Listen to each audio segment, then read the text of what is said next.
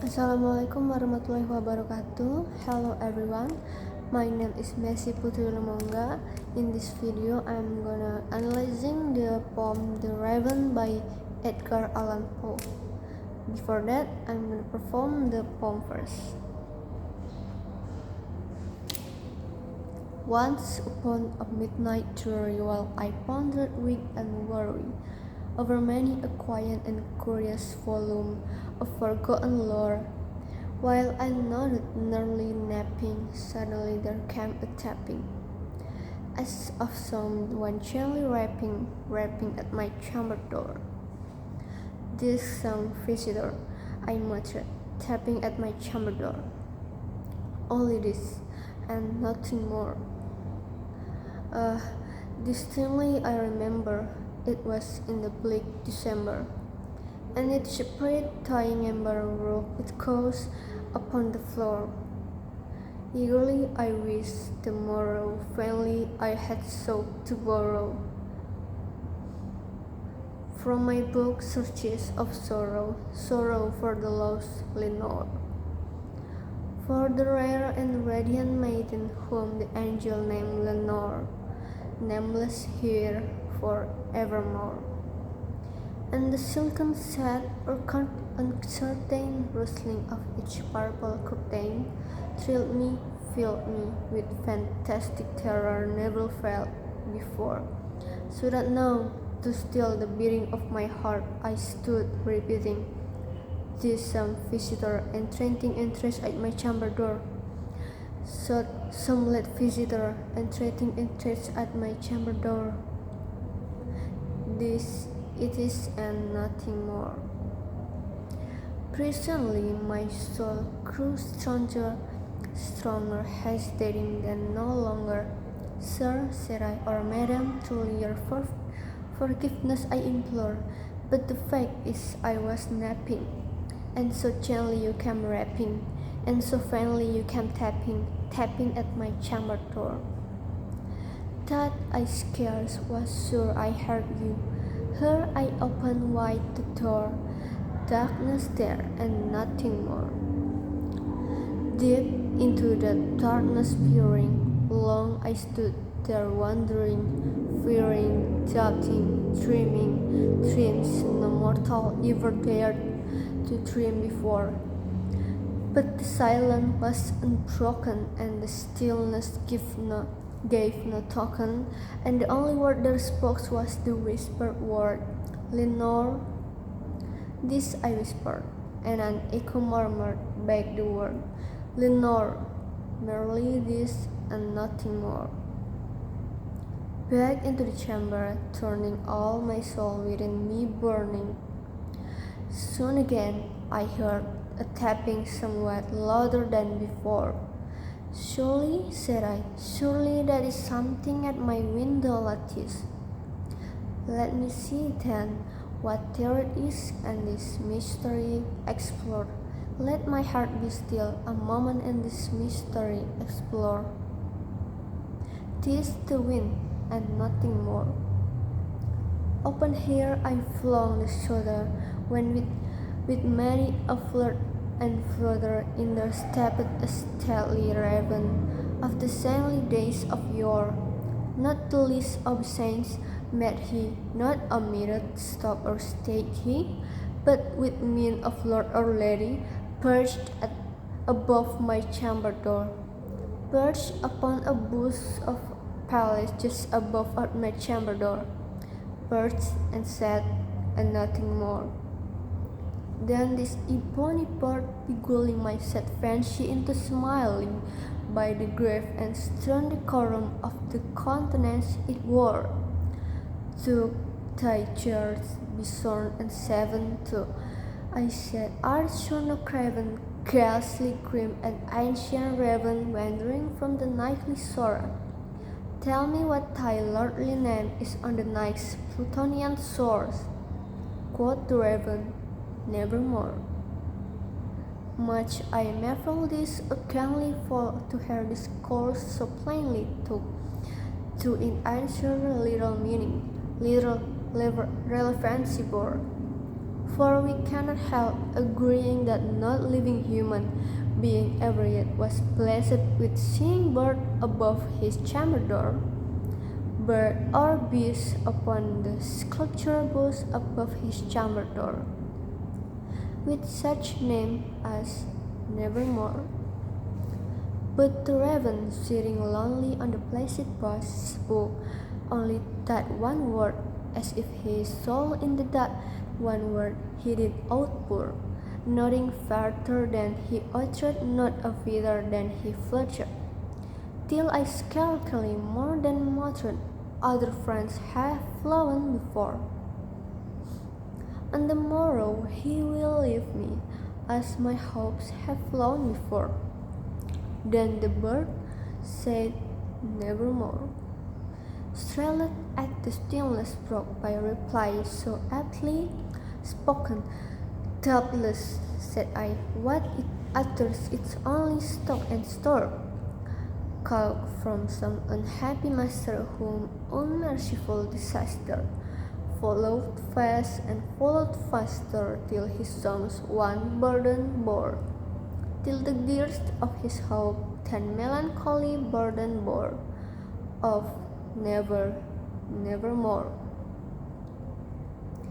But the raven still beguiling all my fancy into smiling, straight I willed a cushioned seat in front of bird and bush and door. Then upon the velvet sinking I bethrew myself to linking fancy unto fancy, thinking what this ominous bird of yours, what this grim, unkindly, ghastly crown, and ominous bird of yours mean in croaking nevermore. This I said, engaged in grazing, but no syllable expressing to the fowl whose fair eyes now burned into bosom core. This and more I said, divining with my heart at ease reclining on the cushion's velvet lining that the lamplight cloth o'er, but whose velvet violet lining with the lamplight clothing o'er? She shall praise, nevermore. Then methought the air grew denser perfume for an unseen cancer sung by seraphim, whose footfalls tinkled on the tufted floor. Wretch, I cried, thy God hath lent thee, by this angel he hath sent thee, respite, and levity from thy memories of Lenore. Quaff, this kind nepenthe, and forget this lost Lenore. Quoth the raven, nevermore. Prophet, said I, think of evil, prophet still, if bird or devil, whether tempest sent or whether tempest tossed, thee her ashore, desolated yell out, taunted on this desert land encanted, on this home by horror haunted. Tell me truly, I implore, is there balm good? Tell me, I implore. Quoth the raven, nevermore. Prophet, said I, think of evil, prophet still, if a bird or devil, by that heaven that bent above us, by that God we but adore, tell this soul, with sorrow laden, if within the distant Eden, itself claps a sainted maiden whom the angel named Lenore, claps a rare and radiant maiden whom the angel named Lenore. Quoth the raven, nevermore. Be that word our sin, in parting bird or fin, I shrink up staring, get thee back into the tempest of the night Plutonian shore. Leave no black plume as a token of that light thy soul hath spoken. Leave my loneliness unbroken, quake the bush above my door. Take thy beak from out my heart and take thy from off my door. Quoth the raven, nevermore. And the raven, never fleeting, still sitting, on the pallid boss of palace just above my chamber door, and his eyes have all seeming of a demons that is dreaming, and the lamplight or him streaming through his shadow on the floor, and my soul from out that shadow that lies floating on the floor shall be lifted, nevermore. Here is the analyzing of The Raven by Edgar Allan Poe. The Raven is a narrative poem that tells the story of a grieving man haunted by the visit of a mysterious raven. The poem began with desolate and lonely scenes, a man reading in his chamber late at night, longing for his lost love Lenore. As he battles his sorrow and tries to find solace in his books, he hears a tapping at his door. Opening it to find nothing, he whispers Lenore's name into the darkness. In response, a raven enters his chamber and perched above his chamber door, refusing to leave.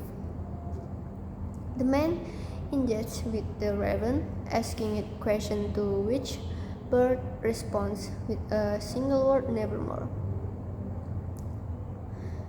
Despite his attempt to reason with the bird or interpret its word differently, the raven's response remains constant, pushing the man deeper into despair.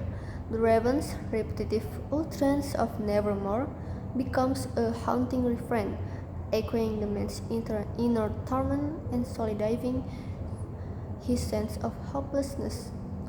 As the poem progresses, the man spirals further into madness, unable to escape the raven's ominous presence or the sorrow of his lost love.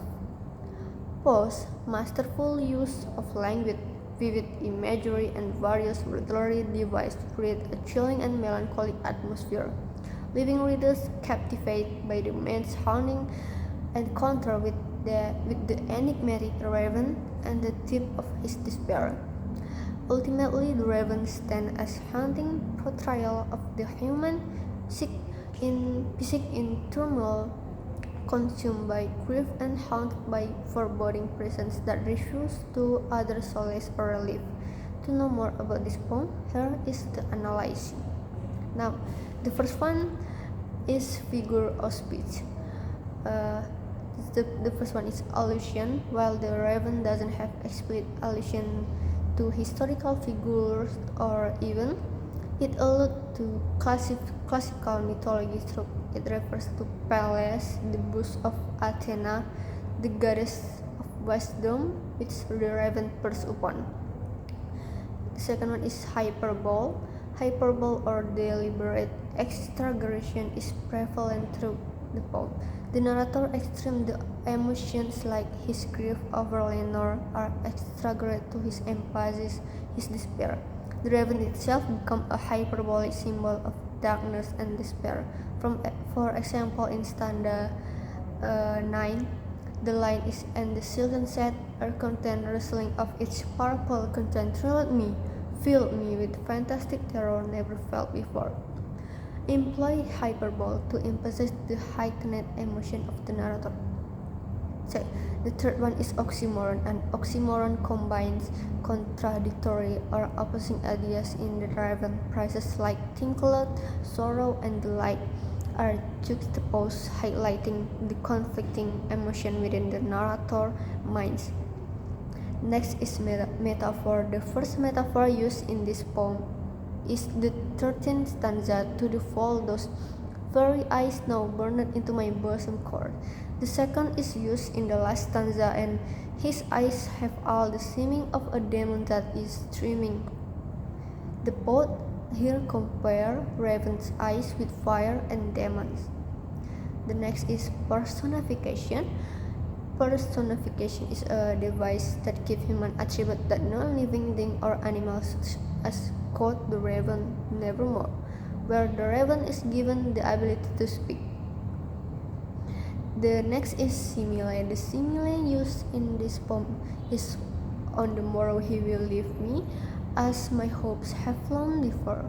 Here the poet compares his hope to a bird fight. Is often misunderstood as the raven fight. The second one is device of repetition and sounds. The first one is assonance. Assonance is the repetition of vowel sound occurring closely in the same lines as sound of E in the dreary, weak, and weary. And the sound of O and E in dreaming, dream no mortal ever tried to dream before. Once upon a midnight dreary, the repetition of the E sounds in dreary and midnight.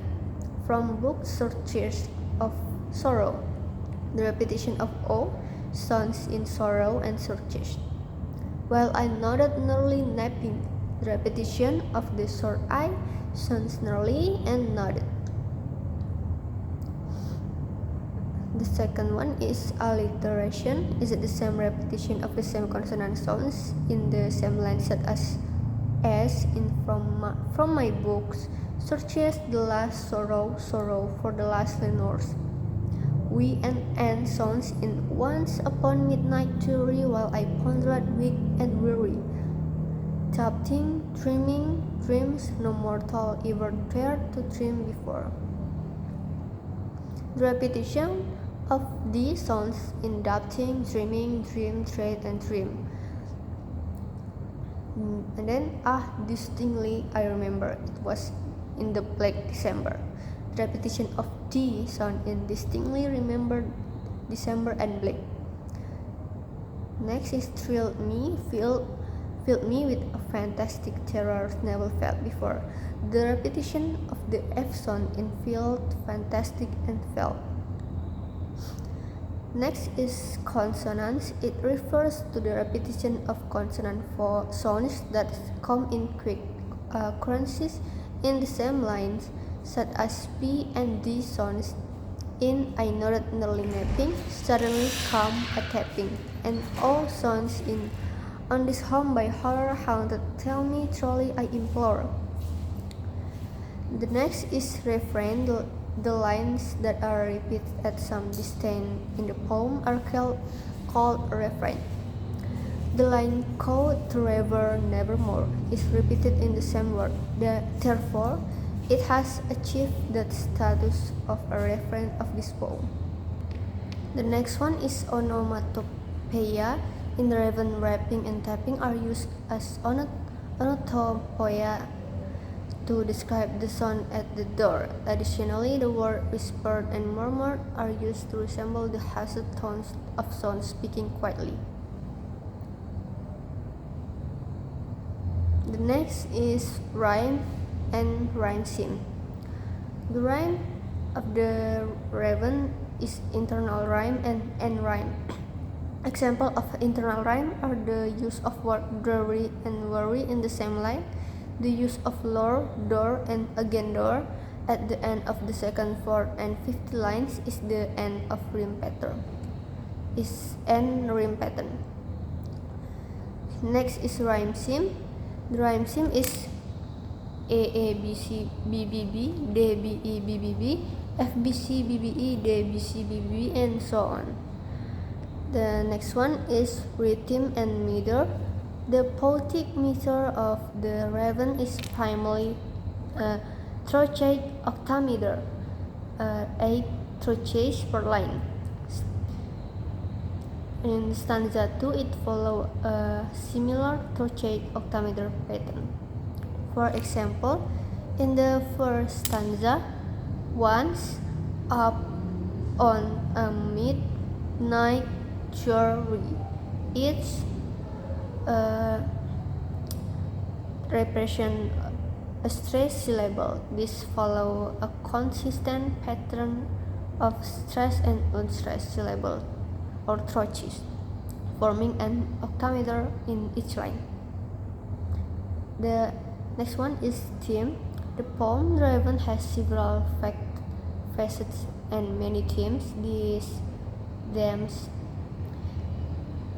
This poem explores a variety of topics including loss and memory, death and resurrection, logics and irrationality, the supernatural and the subconscious. The next one is tone. The raven have a mysterious and melancholic tone. The last one is stanza. The Raven by Edgar Allan Poe consists of 18 stanza in total. Each stanza follows a consistent structure comprised of six line each. This makes it a lengthy and rhythmically consistent poem, with each stanza contributing to the narrative and the building sense of despair and foreboding within the piece. The poem's repetitive structure and consistent length in each stanza contribute to its haunting and memorable cadence. That's all for me. Thank you for watching. Wassalamualaikum warahmatullahi wabarakatuh.